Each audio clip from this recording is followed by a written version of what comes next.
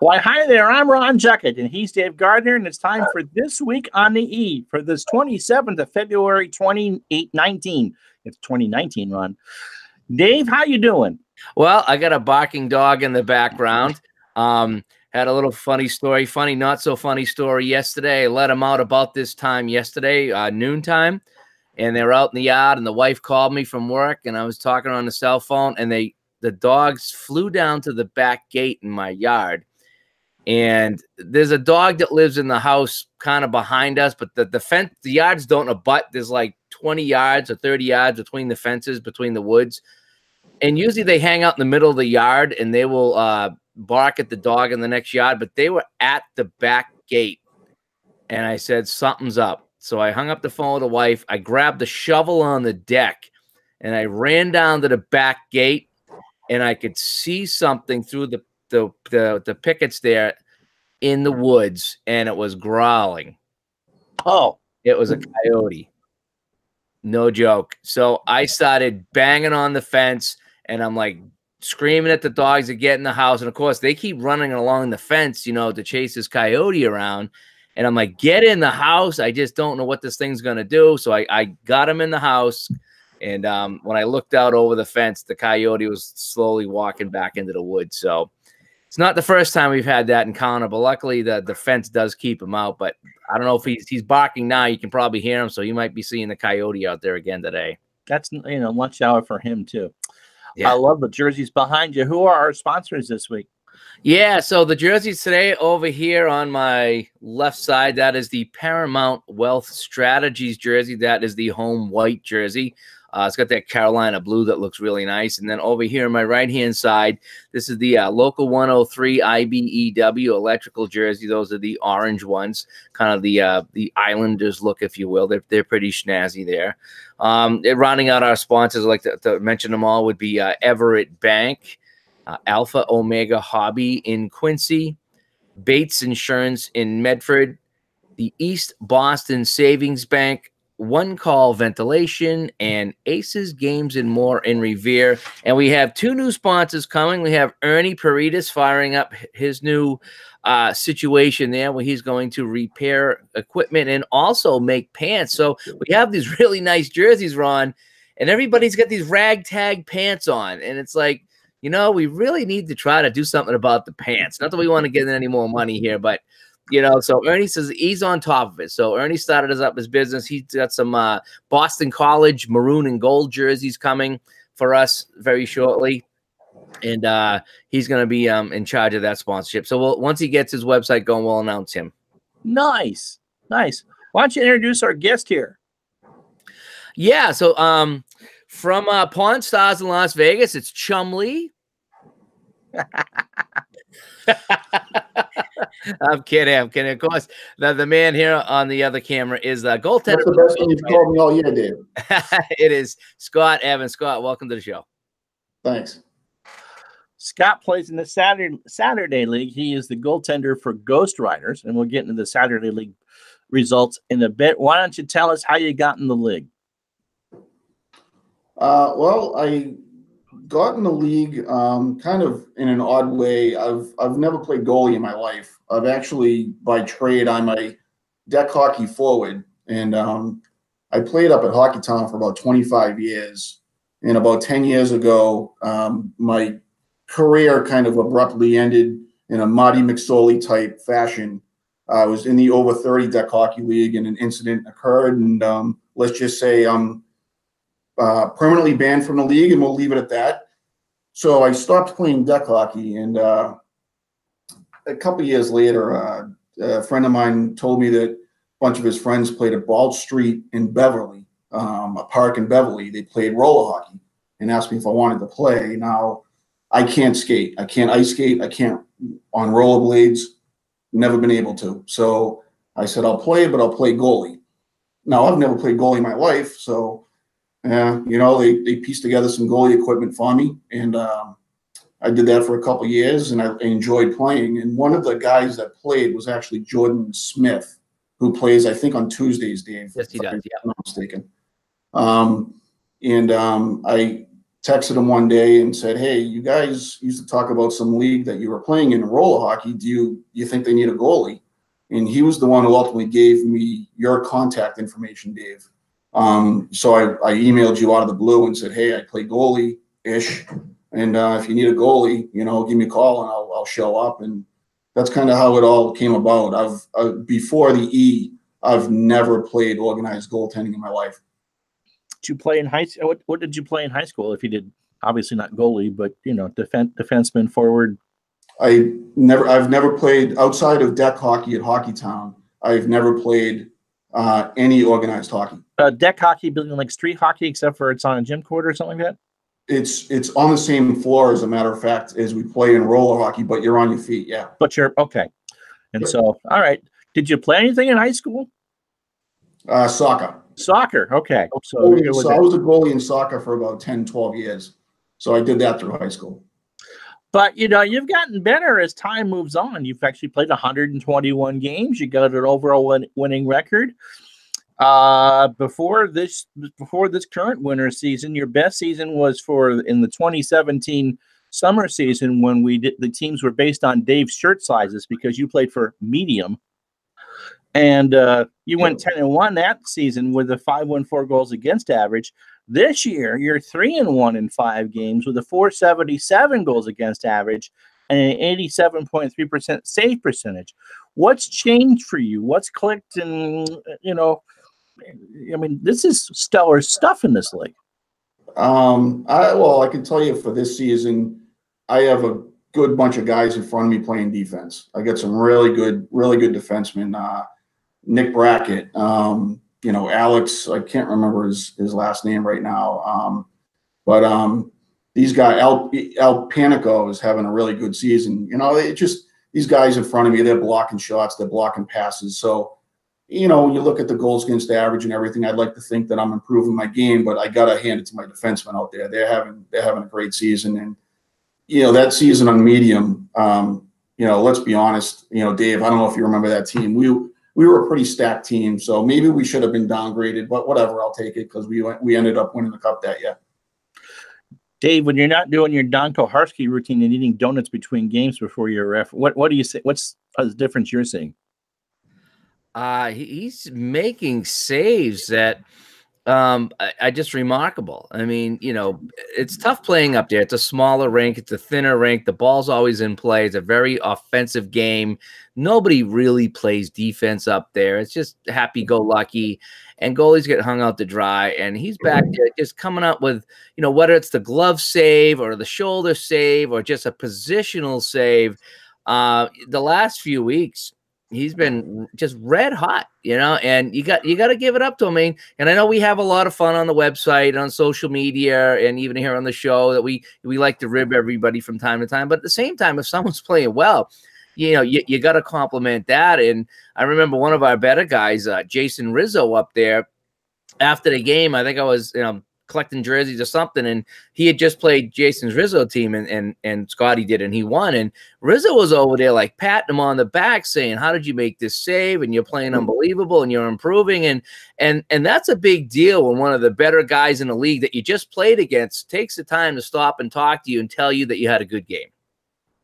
Oh, absolutely. And I just looked at your stats again, Scott, and you had a pretty good season for the Kings this past year too. Coming into this winter season, those were probably close. You had an 856 save percentage, which is excellent in this league.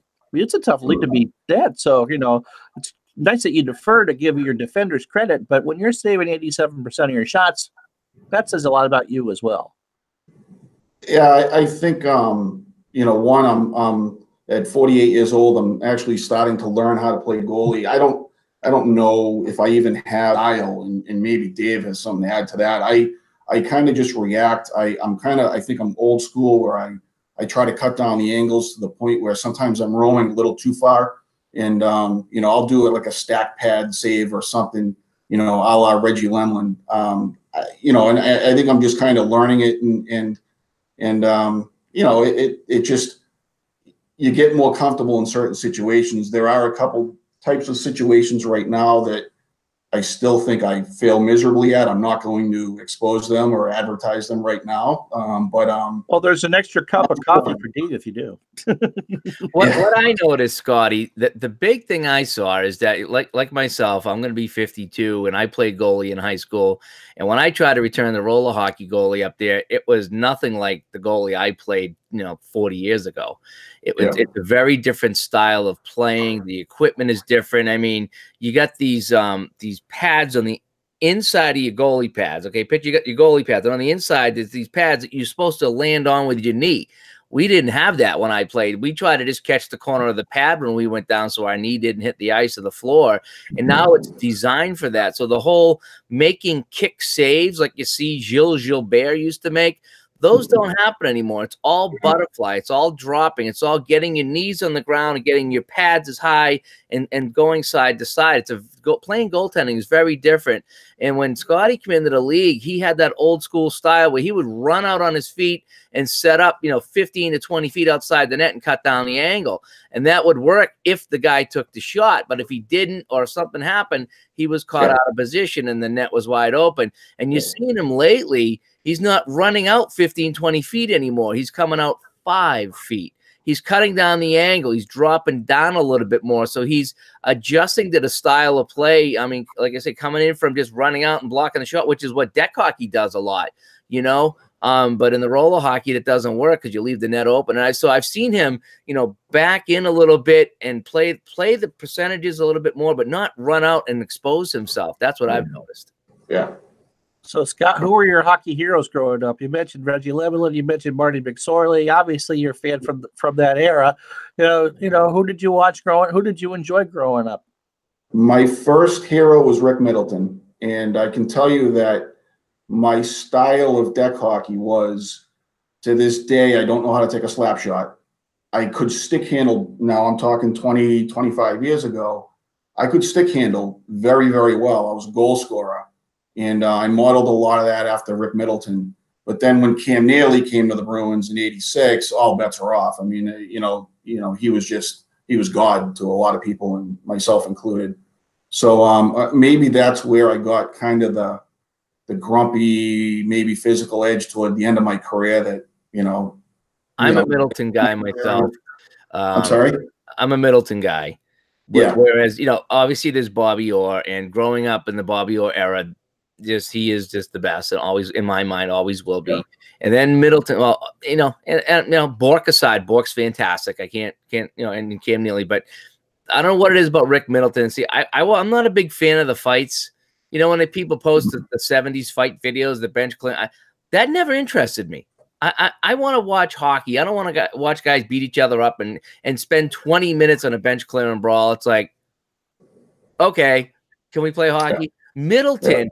When I used to go to the Boston Garden, I would just watch him, and stuff that he would do was phenomenal watching him, how he just thought on his feet, thought on the fly. He didn't know what he was going to do. And you see some of the highlights of him jumping over guys with the puck. And it was almost like watching Larry Bird play ice hockey.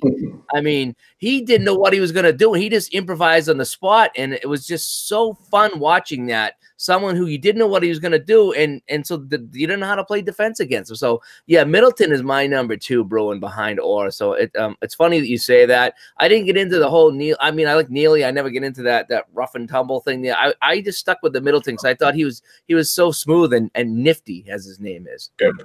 And a nice guy. I've met him once or twice, and I went up to him. I think it was during the '88 season. He was at some event, and I just went up to him, and people like, "What are you doing? Don't go talk." And I'm going to go talk to him. He's my favorite Bruin. And he was more than happy to talk to me, and he's just a nice guy. And I'm glad that the Bruins put him in up in the rafters and the whole bit. So, yeah, good for that. Before we get to Saturday stuff, you said you had played soccer goal for a long, long time. What are the similarities between being the pipes and soccer and what you're doing now? The only thing I can think of off the top of my head is you try to recognize when you think a shot is coming. I think one of the things that helps me play goalie now in hockey is the fact that I was a forward for so long that sometimes I think maybe I can recognize kind of where a guy's going or if he's going to shoot it. So I think soccer was the same in that sense. It's a little bit different because obviously the net's a lot bigger, the field's a lot bigger. But Right. I think in that sense, where you try to recognize where you think somebody's going to shoot it rather than pass it, then you angle yourself accordingly. I think that's really where the similarities are. So, but also, what you said basically there, what Dave said is that once you stop trying to do your Mike Liute impression, that you actually became a better goalkeeper when you stopped going out for beer and pizza on it for everything. Because that was his thing, man. Get in the net. No wonder why Hartford would lose all the time.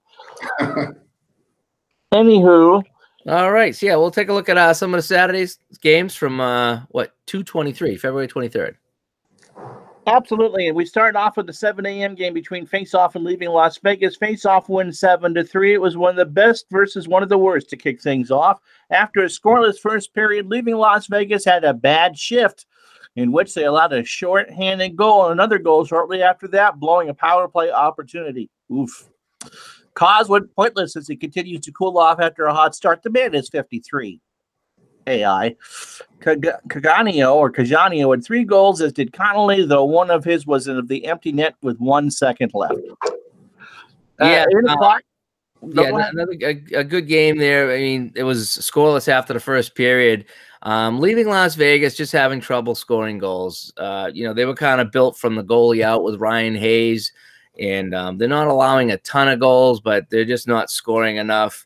And when we look at the standings, there might be a couple of teams that we're going to have to make some small moves on this season. I wanted to at least get 6 or 7 games in before we could really evaluate things. But yeah, this is one of the teams that is just really struggling offensively, and I think they're 1-5 or 1-6 or something like that. But yeah, Cause has cooled off quite a bit, so he's leaving Caggiano and Conley to do a lot of the scoring. Yeah, and I think that's about it with that game. It was scoreless after 1, and then 4-1, and Face-Off started to run away with that one. So the 8 o'clock game, a very angry Raising Arizona team was looking to rebound from last week's collapse. In a game against National Treasure is exactly what they needed. Greg Good finished with 4 goals. Joe Australia led National Treasure in scoring. The final score, by the way, was 7-3. That's how bad it was for them. It's the algorithm that writes this stuff kind of garbled a sentence or two. So walk us through that one. Yeah. So, this was, I think, Leaving Arizona. They had a 2-0 lead going into the third period last week. They were talking shutout, and they fell apart and lost. So they were looking to rebound from that. It's a lot of angry men on that team. A lot of angry people on that Leaving Arizona, Raising Arizona team. And, they responded back 4 goals in a row by Greg Good. Turn things around for them. National Treasure, they're kind of struggling as well. They hung in for a while. They had Stephen Mills subbing in net. So, maybe if they had a better goalie, things would have turned out different. Who knows? Steve Fabiano subbed in for Jeremy Raymond. So there's a second downgrade. So, I mean, what can you do when your team has 2 downgrades on the day? It makes it really tough to win. So it was close, but they just didn't get it together. So 9 o'clock game. Arsenal 10, Snake Eye 7. What scoring slump? Tony Laverty had 7. That's right, 7. He scored more, never mind, of the 10 goals to lead his team to a rather easy win over Snake Eyes. Greg Wood had 1 goal, getting him off the schneid. Snake Eyes had everyone, but constantly bailing O'Toole and kept it close on paper until the very end. Captain DeMarco is currently accepting offers on Mark Dockeland. Jimmy O'Toole, so excited to play. He's posting pictures on his Facebook page. Do I look like a hockey player? Look at me. He's like, yep, all you need to do is show up and play, and you'll be a hockey player, Jimmy. Yep. So I don't know what it is. We have a lot of guys that are social media hockey players in our league that play more on social media than they do at the rink. So I don't know, maybe he's going through a tough phase. I don't know. But Snake Eyes, another team that's struggling. But I didn't realize that Tony Laverty had all these goals to come home to do the stats. And I'm looking at this paper right here. I'm like, boy, number 27 has got 7 goals and an assist. It's like, wow. Wow, that's unbelievable. So that team was struggling for a while. Arsenal was struggling, and then they were in turmoil, and they were talking about trades and defecting from the league. And now all of a sudden, they're getting 7 goals from Tony, and they've won a couple in a row, and things are going pretty well for them. Snake Eyes, not so much. Scotty, what can you say about the decline of Mark Docklian? Are you putting me on the spot now? Yep. Of course. Mark's a great guy. He gets better and better with each game. Is that the right answer? And we'll leave it at that. And so hopefully Mark PayPal'd some money to Scott before that. And Tony Laverty scored more than Robert Kraft. Yes. 10 a.m. game saw the Rock kick ass 6-3. Dan Kelly and the Rock are now 5-0 after slipping by kick ass 6-3. Hunter Graves had a pair of goals to lead the Rock, and Pete Carpentieri scored his first since the third grade. Ouch. Ouch. It was 2-2 after 1 and 4-3 after 2 before Mahoney and Carpentieri scored the only goals of the third period. Devin Potvin's scoring streak comes to an end, as did Logan's. Yeah, Pete is I played a game for the Rock early in the year, and I was setting up Pete left and right, and he couldn't put the puck in the ocean, as they say, and we were kidding around on the bench about it. So it's good to see Pete get that goal. I'm not sure. I'd have to go look at his stats to see when his last goal was. So I think the algorithm was just assuming it was back in third grade kickball recess or something like that to get a goal. I heard it was a really nice goal back then, but nonetheless, it's good to see Pete get off the schneid, as they say. But Dan Kelly and the Rock, I don't know if it's those new East Boston Savings Bank jerseys or what, but his team is possessed. I will have to look at the standings in a minute, but they're at the top. They found highlights of Carpentieri's goal on the caves and the hieroglyphs in France. There, see, I can slay him too. Here's Scott's game. Fast Times 5, Ghost Rider 4. That was an overtime. The game of the day. Ghost Rider was up 3-0 after 2 and 4-1 after the end of the third. But with about 10 minutes left, sub Scott Fowler took Courtney Brown and Fast Times by the hand and led them to the promised land. 2 goals by Fowler and 1 each by Scribner and Conlon forced the extra period on the shot Ghost Rider team. And in the extra period, Matt Curran set up Scribner for the winner. Scott, why don't you walk us through this game here? All I can say is the Ghost Rider goalie just collapsed and lost the game for him. No, it was actually a really evenly played game. Both teams were getting shots left and right. We just happened to score earlier in the game, and they scored later in the game. And you can't ignore how well Nate Scott played. He was frustrating us all game. He made some unbelievable saves. And, I think on my end, I think there are a handful of saves I probably had no business making myself. And, so it just ended up being that, like I said, we scored the earlier goals, they scored the later goals, and then in overtime, they put it in. But, hey, if we had Docklian, we would have won the game. That's right. Yeah, no, both goalies were making just ridiculous saves. And it was, like I said, you guys were up and it looked like you were cruising, but the game was close. They scored that 1 goal to make it 3-2 or 4-2. Like, well, this is still a game, and I think both teams felt that, and they just chipped away at it, and they got it, and they stole one from you. I mean, Captain Tommy Curvels had a pass come right across the crease to him, wide open net, and he kind of shanked that off to the side, and that might have put it away for you guys too. Oops, I went too far ahead. That's all right. There we go. Okay, so the last game of the day, Rumblefish and Gone in 60 Seconds. Rumblefish 5-2. Another goalie that had a shutout going into the third, but this time his team played just well enough to hang on for the win. Bed Turner scored with 3:33 left to end DePrato's shutout bid. Joe Biancardi tacked on the late 1-2 for good measure. Rumblefish had 2 upgrades as Kruger was in for Delitsky and Medeiros for Bullock, and both factored into scoring. Joe Davenport is showing signs of improving. Finally, Joe, get his coffee order right. That's right. Bring me a coffee. Maybe I'll be nice to you on the show and on the website here. But this one, I'm looking at the score sheet here. It was 5-0 Rumblefish. Steven DePrato pitching the shutout in this one until a little about 3.5 minutes ago. The sub Ben Turner scored. And then Joe Biancardi banged one in with 20 seconds left. I think everybody was like kind of getting undressed when he scored because it was 5-1 at the time. So he scored in the dying seconds. And what I thought was really funny is DePrato thought he had the shutout and then he didn't. And Joe Biancardi, who's a goalie himself, offered to play goalie for Rumblefish next week to get him shutout. We don't normally do stars of the week, but you had some incredible performances. If not, it's all the mugshots that Chet and Nat would be talking about when people break into other things from 20 years ago. Tony Laverty from Arsenal, first star, a 7-goal game. Is that a record? That's got to be close to a record, even for no. It's not a record. I don't know what the record is. The record's probably 11 or 12, if you can believe it, Ron. Back in the day, and I want to say in 2003, I had a 7-goal game. I could believe it. I've seen no some joke. Stats. It just is. There's a funny story behind that for another day, but I got 7 in one game.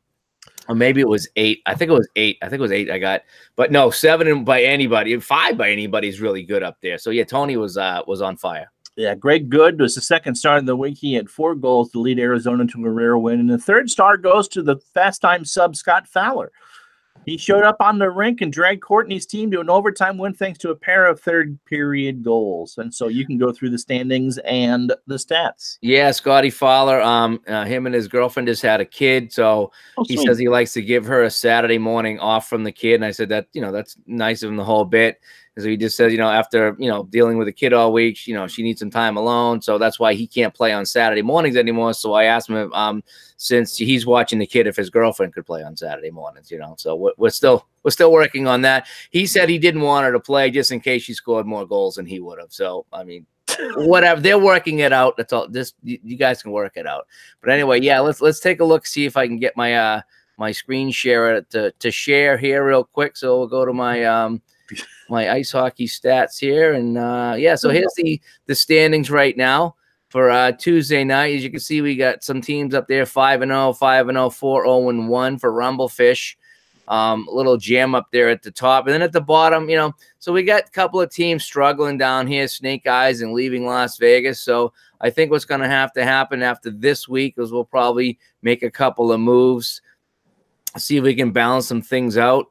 Now that we've played a few games, so let's take a look at some of the things going on here in the leaderboard. So we have Mark Scribner, one of the new guys, 20 points with fast times at Ridgemont High. He's having a really good season. In fact, he had the tying goal and the overtime winner this week against Scotty's Ghost Rider team. Tony Laverty with that 8-point game, he shot up here to 16 points. Greg Good with his big performance has got him to 15 points. And Ron, can you help me look for Eric Caus's name on this list right here somewhere?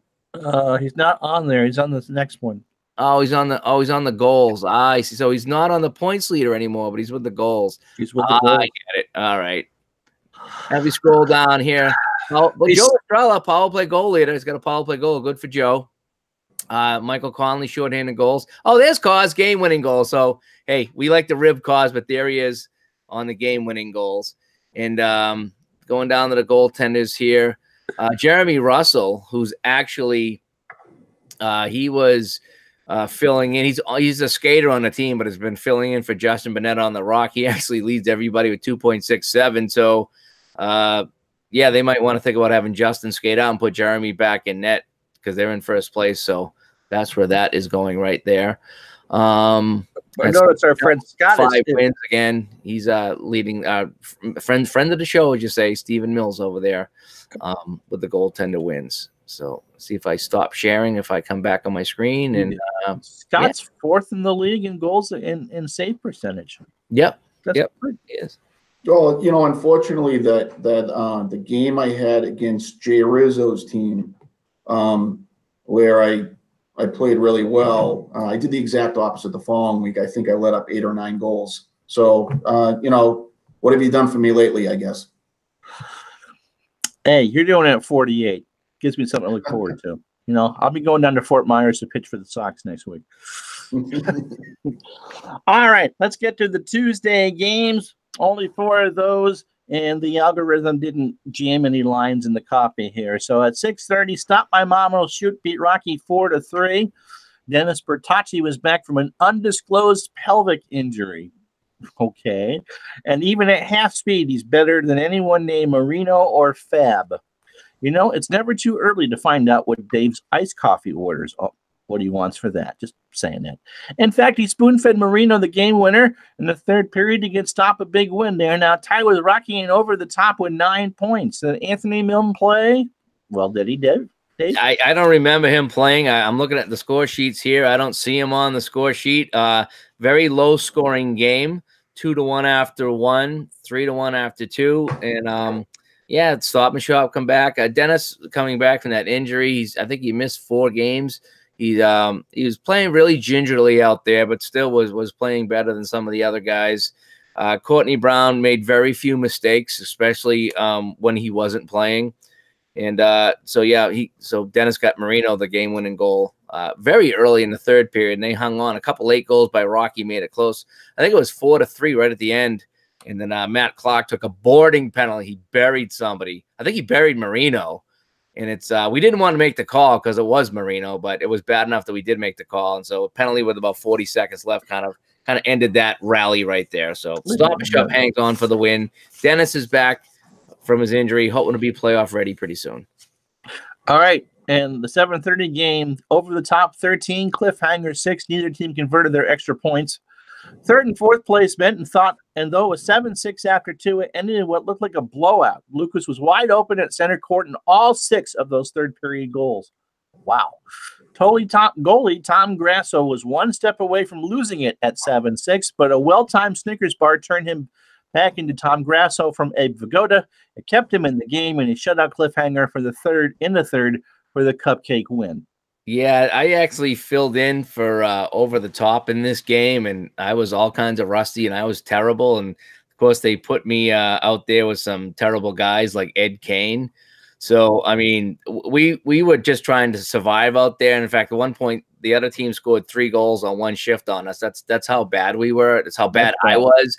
And they got it to 7-6. And luckily, the line with all the good guys went out and just lit it up in the third period and scored a ton of goals. But yeah, you can see Grasso. You can see him, starting to boil a little bit because we were playing really bad in front of him. But he hung on, he hung tough, and shut him down in the third, and that allowed our good guys, and I include Mark Dockley on the good guys because he was on the top line, and Dockley and all those guys, Mullen and Nick Bertocci and new guy Johnny Andrews, they went out and they lit it up for us. So we just got to sit back, and we allowed the goals and they scored the goals, and I guess everybody was happy in the 13-6 win.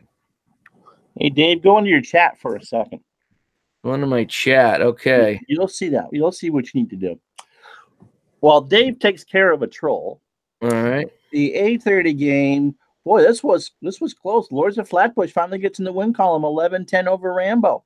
Get the duck boats ready. The 0-6 Lords will not go winless. A goal with 1:22 left by Brian Estrella off a nice pass from Andrew Conlon provided the game's 21st goal, and then the deciding one in a game that set defense back 30 years. Wow. It's the Edmonton Oilers and the Calgary Flames all over again. Ernie Parrott has played his first Tuesday night game in years and provided the impetus to get the Lords their first win of the season. Dan Lopes had 6 goals in the loss.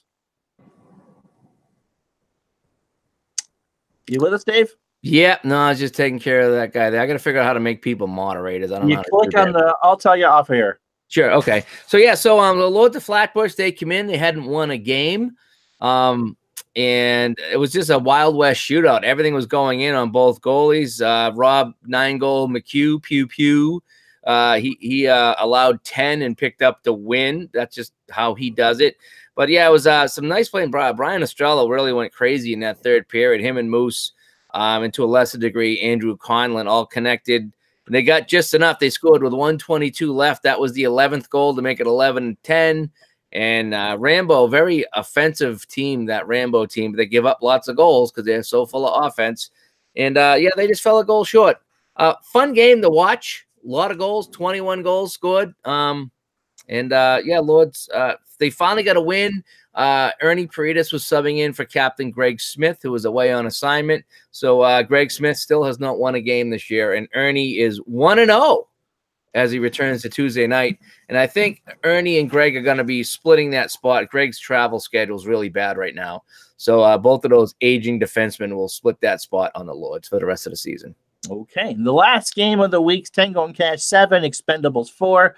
First place, tangled with the lowly Expendables, and though the game was closer than expected, the result was not.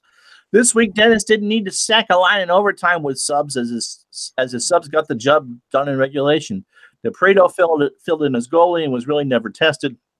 Chris Mahoney had all 4 goals for the Expendables in the loss.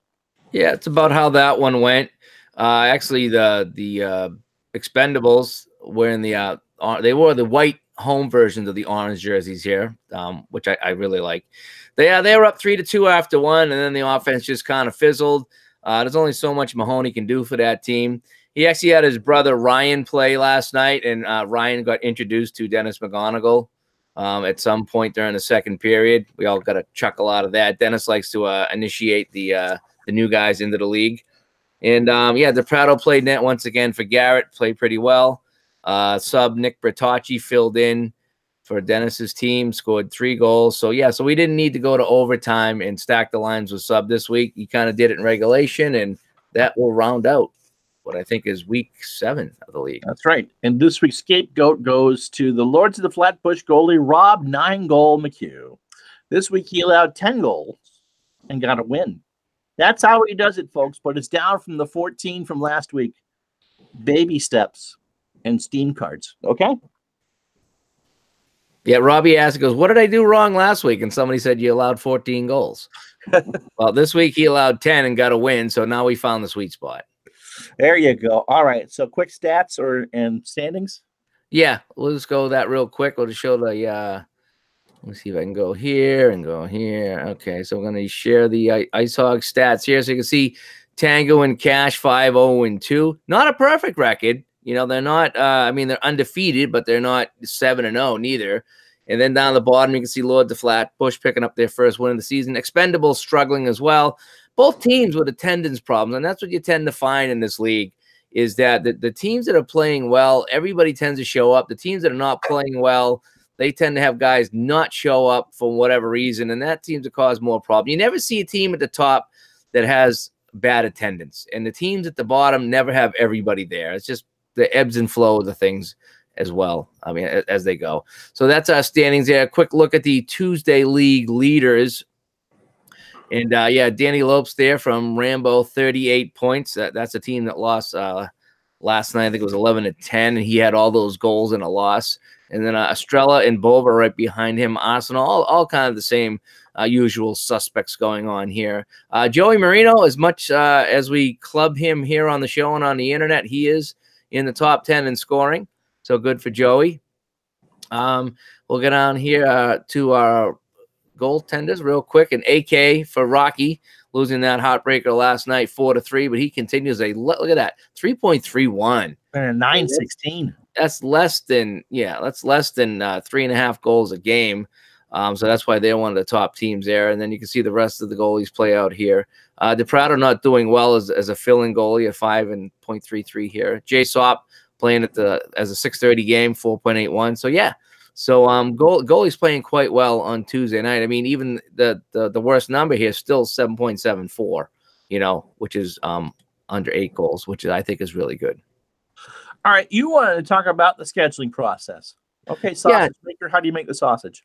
Yeah, real quick, just so we have the 2 leagues. We have the Saturday League and the Tuesday League, and how they kind of work out is Tuesday's a little more simple. We play everybody twice, 8 teams, play everybody twice. That gives you 14 regular season games and 2 weeks of playoffs to get it done. So the Tuesday League is quite simple, and I try to get that schedule out 2 or 3 weeks in advance, not too far in advance, because if we have issues with goalies or refs, I don't ever want to have to take down a schedule once I post it on the internet. It is so difficult to get a hold of everybody to make sure that someone, you know, you don't know who looked at it and walked away and still thinks their game's at a certain time. So once it's up, it's up. So I only go 2 or 3 weeks out at a time for Tuesday League. We do we have a 6:30 teams. Everybody knows that volunteers to play at 6:30 every week. So every other team only plays 2 6:30 games until the playoffs, so where one team has to play a third. And we try to rotate the late games too, the 9:30 games. We try to keep those down so the other 7 teams rotate those as well. So we try to do a good job of balancing the Tuesday schedule. And again, I try to go 2 to 3 weeks out at a time. So if there's not a schedule up today, check tomorrow, and you'll see a couple weeks out there. Saturday's a little bit different. It's a little bit more hands-on. Saturdays being a tougher day to play. We have a lot of goalies that are out. We have a lot of referees that are out, players on vacation. So we really need to work the schedule around the players' schedule the best we can. So that's a week-to-week thing where on Monday and Tuesday, I'll put out the schedule for Saturday. So that's why if you go to the Saturday schedule page, there's usually only 1 week up there. Okay, because it's you can't get too far ahead because you don't know people's schedules in 2 weeks. Okay, so and as far as how many games are played, it really depends on how many teams we have. Saturday fluctuates between 10 and 12 teams. Right now we have 12. So what we're going to do to try to extend the schedule out to May, which should coincide with our 20th anniversary celebration, which we still got to figure out. So in order to do that, we play everybody once. So that gives you 11 games. And this season, we tacked on 3 other games. So everybody will play 14 games on Saturday. Sometimes it's a little shorter, a little bit longer, depending on the teams. But we're going to do 14 games. And how that's going to work out is everybody plays everybody once, as I said. So you got your 11 games. That leaves 3 games left, okay? What's going to happen is we're going to separate things into groups. We got 1 through 4, 5 through 8, and 9 through 12. So if you can picture this, at the end of the season, after we played everybody once, we're going to separate those groups out. So 1 will play 2, 3, and 4. Okay, so that group will play out if you can follow that in those 3 It's games. like a mini playoff, essentially. The middle group, 5, 6, 7, and 8, they will play each other in 3 games. And then the bottom teams, 9, 10, 11, 12, they will play out against each other. So that will get us the 14 games, and then we'll see for the playoffs. So that's how the Saturday schedule is going to work out. Everybody once, and your final 3 games will be played in that group that you're in once we conclude the 11 weeks. Now, if there's a change, okay, if you're in 5th place and you win and you get into 4th, it ain't going to matter. We're locking those teams in at the end of 11 weeks. And that's the group you're going to play in for better or for worse. So that gets us a few other games. It's an unbalanced schedule, but at least it's the top teams playing the top teams and the bottom teams playing the bottom team. So, you know, if 2 teams are fighting for 1st or 2nd or 3rd place, you get a couple of cracks at each other at the end of the season to try to, you know, to steal first. I like that. I like that. Scott, before we go, what do you like most about the league?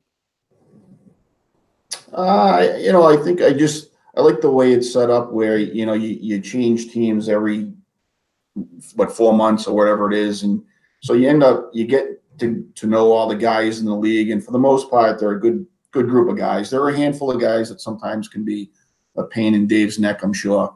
But for the most part, it's a good group of guys. You know, people just want to go there Saturday morning and have fun and have a skate, you know, and yeah, that's what I like. I think that's the biggest thing that sticks out. And right now, as long as my legs hold out, you know, I love playing goalie up there, and until I can, you know, as long as I can keep stopping the ball, you know, and as long as Dave lets me play, I'll play. Well, you're having the best season that you ever had, so I'd say that you're, you know, not in danger of going out to the pasture yet. Not soon, hopefully. Yeah. All right. Anything else on your end, sir, Dave? No, I think we covered everything, went over the games, ran a little bit long this week, but, you know, we had a lot to cover. Just want to thank Scott for coming on and joining us this week. And Ron, thank you again. And everybody that tuned in live or after the fact. As we just talk about things, as you know, again, it's a 20th year, trying to do some fun things here on YouTube and Facebook and social media. So I'm kind of hoping people enjoy the show. And it's just us kind of talking about the league. It's you know, very, very low key and just trying to have some fun. Absolutely. And we'll be back the first week of March, which is next Wednesday. And for the next edition of This Week on the E, for Dave Gardner, Commissioner, Laundry Guru of Saugus, and Chief Cook and Bottle Washer, and our guest, Scott, I'm Ron Juckett. Dave and I, and hopefully a guest, will talk to you next Wednesday at noon, right here on This Week on the E. Bye, guys.